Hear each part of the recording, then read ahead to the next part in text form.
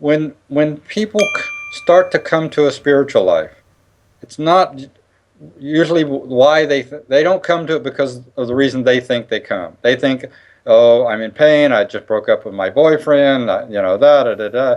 We come to a spiritual life because God wills it. Hmm. That's called grace. Shaktipata, the descent of grace. The, its initial action is to create the longing in the very individuals that he's created out of himself for those individuals that he created out of himself to know him. Mm. And Mm. then everything happens in our sadhana out after that. We go Mm. find a path. We go find a teacher. We go find this. We start to live in selfless service, right? We work at humanitarian for the world. Mm-hmm. Whatever Jimmy Carter's thing is, right? Right. Right. All of that really is Shiva trying to unfold himself within each of us as an individual. Ah, okay, got it. So if um, I think of it, and if people were just talking about normally, if they weren't using Shiva, Shakti, or whatever, they say, Right. I had a wake up call. I had a Right. wake up call. I got really deathly ill. I got divorced. Someone died. And I woke up and I thought, wait a second, why am I here on earth? What's my purpose here on earth? Right. That's the spiritual Sadhana.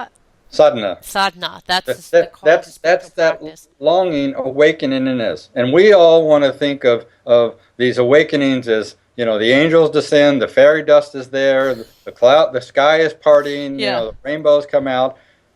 Many times it is a traumatic experience. It Yeah. is a near-death experience. It is a wake-up call in that sense that we Right. wait a minute, what is my life really about, Yeah. right? That's grace trying to say, CJ, wake up, right? Yeah.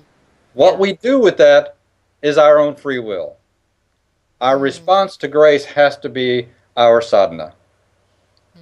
I And love that it's ultimately, being described as grace, which we don't yeah, think of it as grace. We think of it as suffering, we think it is suffering, pain. right? So people come to me, my students, and they're describing some big painful experience. Well, they're often really mad at me because I don't try to obfuscate their pain Hmm. because perhaps that pain is the very thing that's going to turn them inward, force them inside, if you will. My teacher Rudy said, pain is God loving you, right? Mm. Right? This is Mm. not an evil God, right? This is the divine consciousness within us turning the screws, if you will, to the point where we just have to stop and say, okay, why is this happening? And what we usually do is because Joe did it to me, or Bob did it to me, or Bob didn't do it to me, Right. right? And if we start from there, we'll end up there, right? If Hmm. we in that pain just stop and turn inside and get still and even ask, why is this pain happening? Not why is this happening to me, but where is this pain coming from, right? Hmm. Then we'll begin to experience that it's not coming from some outside condition that happened to us, right? It's Hmm. coming from some misunderstanding in us, right? That's Hmm. the whole point of the action, right? Is if I can go through these actions to understand a deeper place in myself, right? Then I'll understand a deeper place in myself. But if I go through those actions fighting, and trying to stop them from happening, right? Trying to change the conditions so we feel better, right? Then we're just in a fight, right? Hmm. There's Hmm. no fight in surrender. Hmm. My personal story is almost about, gosh, uh, 19 years ago, my dad passed away on the 27th of October, so Mm-hmm. not so long ago. And when he died, he was two chapters from finishing his book that he'd been writing for his whole life, and it was 2 weeks before my husband was to ask for my hand in marriage. Like Mm-hmm. all these things that are just like so tragically bad. He died a week before I was going to finally, come and visit him, Right. and it was just so awful that I right before his death, I kept on having black cats run along me on the side of the road. I'm like, what is going on with these black cats? And just chase me on the side of the road. I'm like, what is going on? And then after he died, I would have lights flicker on and off in my room. I unplugged the light and it would still flicker on and off in my room. Right. And I thought, Okay, first of all, there is something that I don't get that is Mm. happening Right? beyond what I understand. I don't know what is going on. I'm not sure. Why did you die 2 chapters before finishing your life's work? Why did you die 2 weeks before meeting my husband, which was so dear? It was very important to him, my husband to be. And it was really that kind of, I just don't get it, that led me on my spiritual path because I just totally did not. I'm like, there's something going on Right. and I don't understand it. Like, why did all this happen to my dad? All those kinds of things that actually led me. So, I mean, whichever way I mean, hopefully people don't have to have that happen where they have a Right. wake up call, or you describe it as a divine grace that got bestowed on me. But Right. it's often those kind of things that actually they have to really shake you up at some fundamental level, I think, until you get it. It- when you talk about surrender, because you said until I surrendered, that's not when we surrender into that grace. What do you mean? Well, really, it is the surrendering of our own misunderstanding. Hmm. And misunderstanding, as you just described in your experience, you really had to you didn't understand it, and yet you had to really let go of and accept. I don't understand this, but it's somehow compelling me to do something different, to look from a different place in myself, right? Mm-hmm. So surrendering is really the surrendering of limited understanding, right? And what we're really doing is surrendering to that higher understanding that always exists, is always present within us, right? And is covered up, obscured by the place in us that doesn't understand. So you're surrendering the place that doesn't understand, right? Mm. And that's hard, right? That's why it's spiritual practice is not intended to be easy, right? Right, Right? right. And so and that's why the mantras that I give in the whole book, and at the end I said, okay, here's a 108-day practice is really just to help people find a way to begin to turn inside and kind of follow something back. And in that process, every resistance known to man will show up, right? Right. Right? Yeah. During So it really is about using those mantras and then staying aware of those mantras during the day, right, etc. So it's okay, in got it. that general area. Yeah. Okay. Each day, open the book and read a sutra, reflect on what it means, etc. Do the mantra, etc. Right. So that what we're really doing is, with our awareness every day, is trying to really discover the resonance that those mantras are trying to awaken in us. Right. Okay, got it. Okay. So Okay. anytime there is a revelation taking place, there's also the exposing of a misunderstanding, Mm-hmm. right? Mm-hmm. It's funny. The one that so I was tuning into this and thought, okay, what is the one that gets me caught up? And Right, so I'm getting something that feels like it's coming sideways. I feel like a calling that I've been called to do this thing. That all I said is, can I be of service? That's the only thing I declared out into the universe. right, And right, then I followed these breadcrumbs to a place where I'm like, what? You hmm want me to do this? right, What? I don't right, get it. I don't get right, it. I'm not sure. I'm not right, even sure this is right. I think I'm wrong. Those kinds of things where right, I'm following and following. I'm like, I don't even get it. right, And then, so the kind of question, it's the thing that you're saying, surrender to that you don't know. Why did I get here? I right, don't know. right. Well, is this the right place to be? Well, I don't know.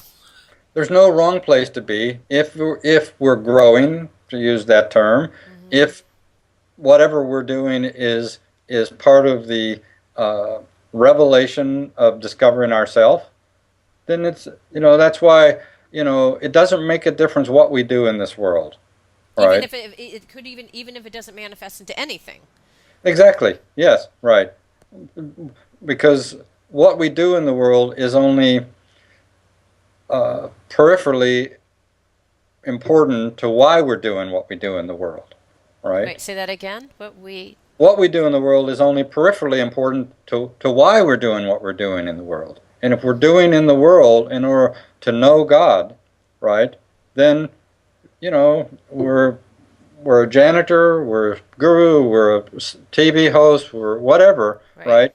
Ultimately, none of that really is important, The point is we can discover that supreme self in ourselves no matter what we're doing, Right. right? We want to have some sense that it's our destiny, God's will for us to be, a radio host, Right. right? I say it all the time. God doesn't give a ding dong what you do. What God wants you to do is to live in joy and freedom. Mm.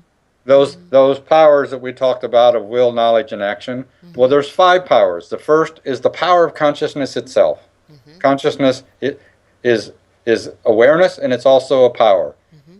And what comes out of that consciousness, the next power is bliss, joy. Mm-hmm. And then there's will, knowledge, and action. So God is full of himself. I know who I am, right? Right? And my cup runneth over with joy, right? And so my will is to express that joy. And so that translates into all my actions, including creating CJ, including creating the world, is an expression of joy. So we're trying to reverse that process, if you will, to take our actions, what we're trying to understand, to take our will, to experience joy. Because it's only in that supreme joy, and that's the definition of surrender. Okay, so if I surrender and I'm not feeling joy, I'm not feeling freedom, then I'm probably not Not surrendering. surrendering, and I'm not doing, selfless service. I'm someplace else. You're still trying to get an experience, right, that you think you need, right, versus allowing an experience to reveal itself to you through the surrendering of yourself. The ego never gets enlightened. Love that. Damn. Yes, I get it. Right. Forget Well, this. If my ego ain't going, then I ain't going, right? right. So that was one of my earlier questions: is how do you discern if you're being in selfless service? And that's really the criteria. Are you feeling joy? Are you feeling freedom? Are you growing? Is the other thing that you said? And if the answer to all those 3 things are yes, and there's probably more than that, or what would you say is the criteria that you would ask Well, I yourself? think those were perfectly stated, and I think you can take the other side of it. If you're feeling tense, if you're feeling resistance, right? If you're feeling an attempt to control, right? Well, that's not joy. That's Right. not surrender. Right. So what we mostly feel is those other things, right? Well, Mm-hmm. you surrender those too. You surrender your willfulness. You surrender your thought construct. You surrender not understanding, right? So we're surrendering the part of us that doesn't understand, Mm. right? And so and because how else would the part of us that understands uh, be released, right? Mm-hmm. Right? Mm-hmm. So, So so that's the in order flip to side. So, in order for us to get that, we have to surrender. And if we are surrendering and still don't feel those things, and then surrender deeper. because the whole experience is to surrender to feel that learning and joy, right? Like Uh, even if I right, is that what I'm getting? So if I'm not if I'm still in a place of control, if I'm still in a willful place, if I'm still that just means that there's something that I still haven't learned. Correct? Exactly. One of the ways that I describe joy is surrender is the joyous offering of ourself. Mm. The joyous offering of ourselves. And so if our sadhana, if our spiritual practice, if going through the difficult times in our lives, through the dark nights of the soul, etc., don't have some place of gratitude and devotion and joy in it, we will not survive those things in Mm-hmm. the sense that we won't move through them, right? Something bad happened to us, some difficult thing, and we just start fighting, right? This shouldn't have to happen to me, etc., right? I the most powerful growing experiences of my life have been the most difficult. Mm-hmm. But Same here.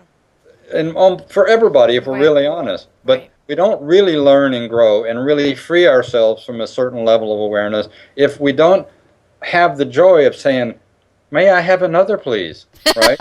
Exactly. Right. Because in that we're asking the question, not why is this happening to me, but what is this trying to show me? What is it trying to reveal in me that I don't understand, right? Instead of being locked in our perspective and defending it. We're in God's mala.